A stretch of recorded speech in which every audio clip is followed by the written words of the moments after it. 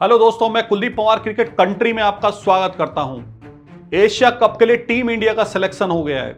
Team India के selection के बाद जो खबरें चलनी थी, जो चर्चाएं होनी थी, वो तो हो चुकी हैं। अब फिर से जो चर्चा जोर पकड़ रही है, वो पकड़ रही है भारत पाकिस्तान के बीच मैच होगा या नहीं। एशिया कप में भारत पाकिस्तान के बीच 14 सितंबर को दुबई में मुकाबला खेला जाना है, लेकिन इस मुकाबले को लेकर अभी तक संशय के बादल हवा में तैर रहे हैं।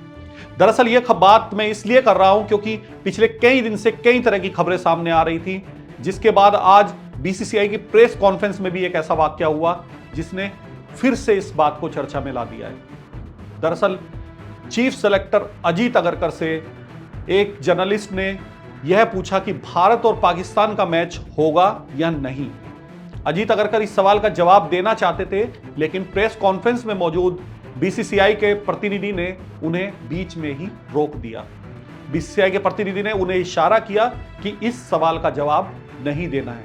इसके बाद बोलते बोलते अजीत अगरकर रुक गए और यह बात प्रेस कॉन्फ्रेंस में मौजूद सभी जर्नलिस्ट ने साफ महसूस की। आखिर ऐसा क्या है जो बीसीसीआई इस मुद्दे पर खुलकर नहीं बोलना चाहता है?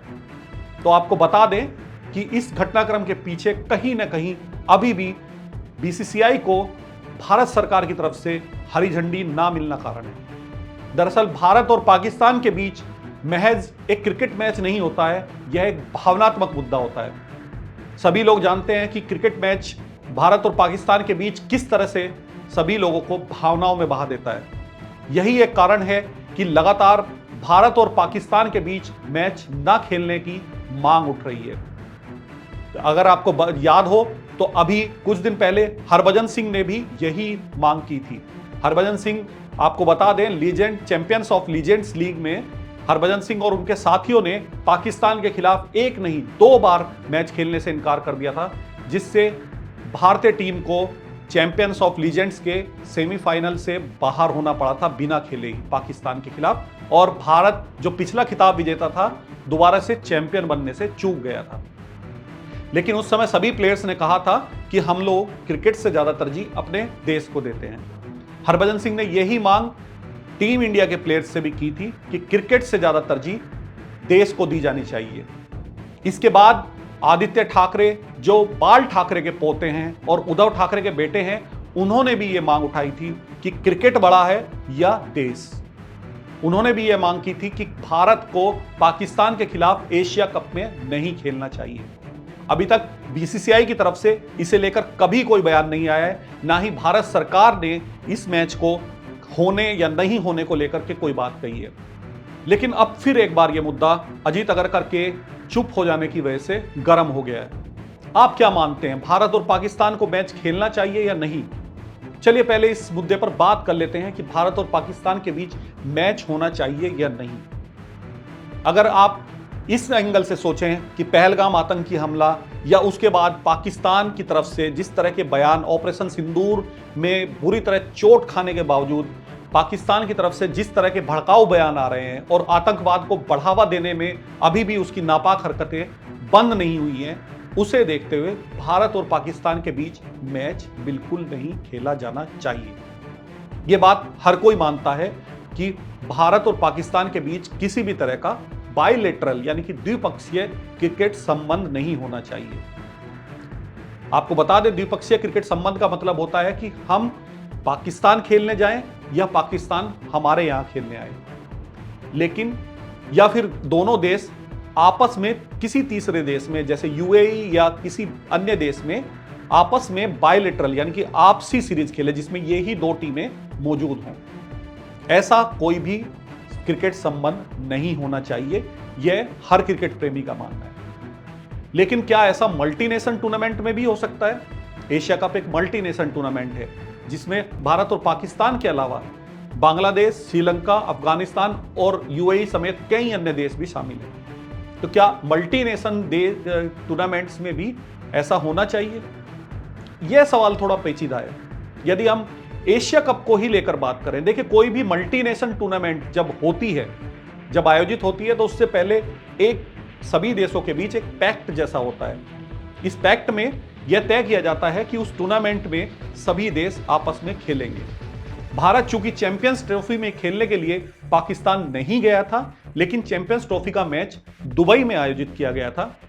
इसी तर्ज पर यूएई में अब एशिया कप का आयोजन किया जा रहा है। आपको बता दूं कि एशिया कप 2025 का जो आयोजन हो रहा है उसका मुख्य आयोजक भारत ही है।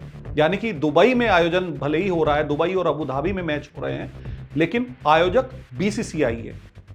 यह सिर्फ इसलिए हो रहा है क्योंकि पाकिस्तान ने चैंपियंस ट्रॉफी में भारत के नहीं आने के चलते बदले में एशिया कप के लिए भारत आने से इनकार कर दिया था।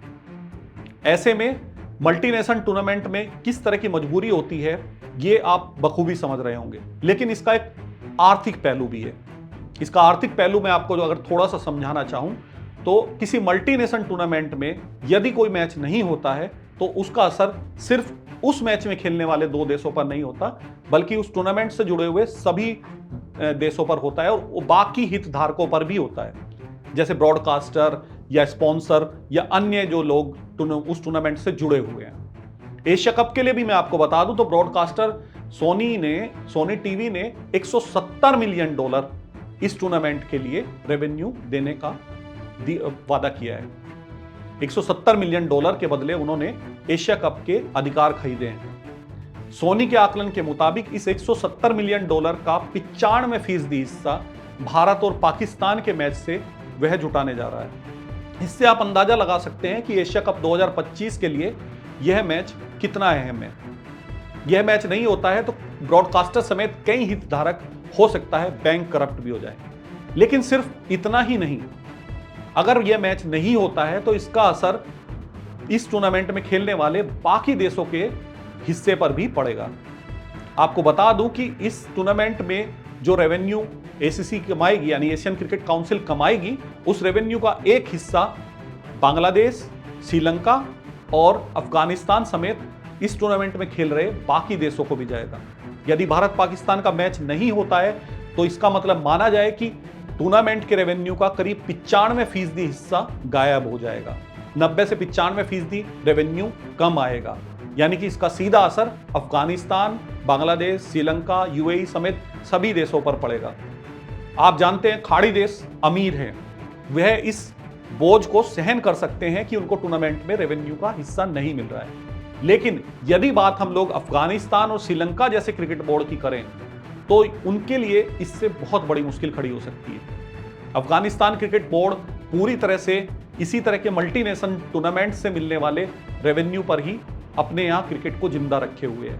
इसी तरह श्रीलंका में भी जब से आर्थिक ढांचा गड़बड़ाया है, श्रीलंका की अर्थव्यवस्था दिवालियेपन के कगार पे आई है, श्रीलंका क्रिकेट बोर्ड आईसीसी से मिलने वाली मदद और ऐसे मल्टीनेशनल टूर्नामेंट से मिलने वाले रेवेन्यू से ही अपने यहाँ क्रिकेट को जिंदा रखे हुए। ऐसे में आप समझ सकते हैं कि भारत किस तरह से पाकिस्तान के खिलाफ मल्टीनेशनल टूर्नामेंट में खेलने से इनकार नहीं कर सकता है। हालांकि यह भावनात्मक मुद्दा है और लोग अपने अपने हिसाब से सोचते हैं और हो सकता है कि आपकी सोच भी ये हो कि भारत पाकिस्तान को एशिया कप में भी नहीं खेलना चाहिए। लेकिन यदि बाकी सभी फैक्टर्स के नजरिए से देखें तो भारत इस मैच में खेलने से इनकार नहीं कर सकता है। इसके बावजूद यदि बीसीसीआई ने इस बात का जवाब देने से अजीत अगरकर को रोका है तो उसका सीधा सा यही इशारा जाता है कि बीसीसीआई अपने तौर पर इस बारे में कुछ नहीं कहना चाहता है। बीसीसीआई इस बारे में सीधे सीधे भारत सरकार की गाइडलाइन का इंतजार कर रहा है। यदि भारत सरकार की तरफ से कोई गाइडलाइन जारी नहीं होती है, किसी तरह का इनकार नहीं किया जाता है, तो भारत और पाकिस्तान के बीच मैच होने में कोई भी रुकावट नहीं है। क्रिकेट से जुड़ी ऐसी ही खबरों के लिए बने रहिए आप मेरे साथ। धन्यवाद।